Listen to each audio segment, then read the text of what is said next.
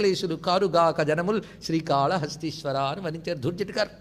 అది గ్రహదోషాలు ఇవన్నీ కానికాలాలు ఇవన్నీ ఎవరికి? అమ్మ పదాన్ని ఆశ్రయించని వారికి, ఆశ్రయించేవారికి కాలహంత్రి. ఇది ఒక పదం. కాలుడు అంటే మృత్యువు, కాలహంత్రి అంటే మృత్యునాశిని. ఇది ప్రధానమైన రెండవ అర్థం. ఇప్పుడు ఏది తీసుకోవాలి మనం? రెండూ తీసుకోవాలి. తర్వాత మూడోది వస్తుంది, అది తీసుకోవాలి. మృత్యునాశిన తల్లి, మృత్యువుని పోగొడుతుంది. మృత్యు అంటే ఇందాక చెప్పుకున్నాం. అయితే మృత్యువుని పోగొట్టింది, కాలుణ్ణి కొట్టినవాడు కూడా ఉన్నాడు, కాలకాలుడు. యముడికి యముడు ఎవడు? శివుడు. ఆయన గారిది. ఈవిడేంటండి అసలు ఆయన దేంతో కొట్టాడని అడిగింది అమ్మవారు ఒకసారి. మనందరికీ తెలుసు. ఆయన వస్తూనే ఏం చేశాడంటే మార్కండేయుడు, ఇది ఎక్కువ స్వాములు వారు చెప్పేవారు, అందుకే ఎవరైనా దీన్ని ఉటంకిస్తూ ఉంటారు, చాలామందికి పరిచయమే. శివుడు వస్తూనే ఏం చేశాడు తెలుసా? మార్కండేయ స్వామి గట్టిగా చంద్రశేఖర మాశ్రయే మమ కిం కరిష్యతి వయ్యమహ అని గట్టిగా పట్టుకుంటే శివుడు ఆ లింగంలోంచి ఒక్కసారి వచ్చేట. వచ్చి మొట్టమొదటి చేసిన పని ఏంటో తెలుసా? పిల్లాడి మీద కుడి చేయి వేశాడండి. ఏం చేయి వేశాడు? అది గుర్తుపెట్టుకోవాలి. పిల్లాడి మీద ముందు కుడి చేయి వేసేట, వేసి తర్వాత ఎడం పాదం అయితే ఒక్క తన్ను తన్నట్టే యముణ్ణి. ముందు చేసిన పని ఏమిటి? కుడి చేయి పెట్టడం. అంటే వీడు నావాడు అనే చెయ్యి పెట్టడంతో శక్తిపాతమై వీడు నావాడని లాగేసుకున్నాడు. నావాడని నేను యాక్సెప్ట్ చేసాక ఇంకోటి ఈయన వైపు చూడడానికి వీల్లేదు అక్కడ.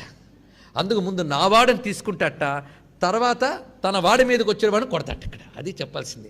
ముందు కుడి చేయి పెట్టాడు అంటే శివుడు, అది కుడి శివుడు కదా, అది పెట్టాట. వీడు నావాడని అని యాక్సెప్ట్ చేశాడు. శివుడు నావాడని యాక్సెప్ట్ చేశాక ఇంకా అమ్మవారు వాడిని బాధించేవాడిని దెబ్బ కొడుతుంది ఒక్కసారి.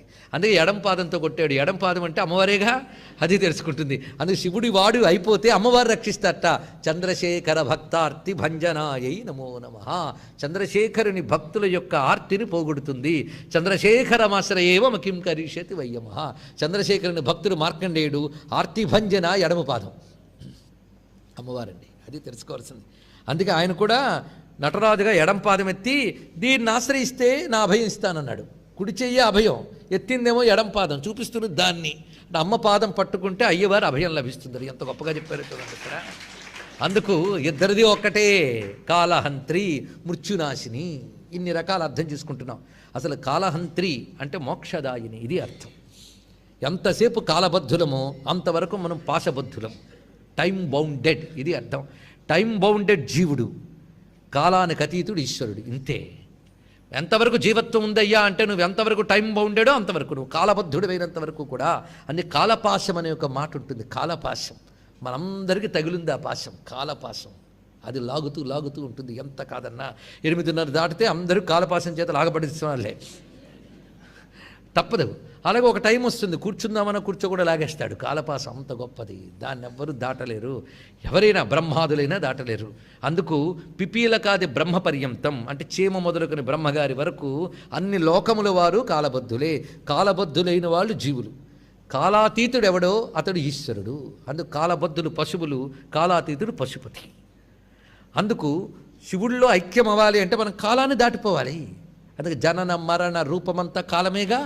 జననము కాలం, మరణం కాలం, మధ్యలో స్థితి కాలం. కనుక జనన మరణ రూపమైన సంసారమే కాలము. హంత్రి అంటే సంసార నాశిని, మోక్షదాయిని. ఇది దీని యొక్క ప్రధానమైన అర్థం. సంసార బంధనమును తొలగించు తల్లి. అందుకే కాత్యాయని ఇప్పుడు రావాలి. కాత్యాయని అనే దానికి మరొక శాస్త్రీయమైన అర్థం. కతి అయనాని కేచర మార్గాహ అన్నారు ఇక్కడ.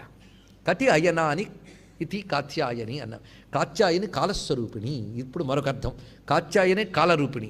ఈ కాలరూపంలో ఎవడికి ఎప్పుడు ఎక్కడ ఏది ఎలా ఇవ్వాలో ఇవి నిర్ణయిస్తుందిటండి. ఆ నిర్ణయాన్ని అనుసరించి దేవతలందరూ పనిచేస్తూ ఉంటారు. ముందు కోర్టు శిక్ష వేస్తే దాన్ని అమలుపరచడానికి పోలీసులు మొదలైన వారు వచ్చినట్టుగా అమ్మవారు చేసిన ఆజ్ఞని పాటించేవాళ్ళు దేవతలు. అది మంచి కావచ్చు, చెడు కావచ్చు, అంతే. ఫలానా వాడికి ఫలానా బెనిఫిట్ ఇవ్వాలి అని పాలకుడు చెప్పగానే దానికి సంబంధించిన డిపార్ట్మెంట్ వాళ్ళు ఇంటికి తెచ్చిపెట్టేస్తారు. కానీ అసలు పాలన పెట్టింది ఎవరు? ఆ రూలర్. అదేవిధంగా అమ్మవారు ఈ కాలరూపిణి జగత్తునంతటిని నియంత్రిస్తుంది.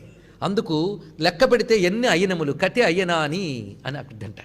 అయనములు అంటే ఉత్తరాయణ దక్షిణాయనములతో ఒక సంవత్సరం. ఇలాగా కతి అయ్యనాని ఎన్నెన్ని సంవత్సరములు, ఎన్నెన్ని కాలములు ఈ అనంత కాలస్వరూపిణి అమ్మవారు ఉంటున్నట్ట. అలాంటి కాలరూపిణి అయిన తల్లి ప్రతివాన్ని శాసిస్తూ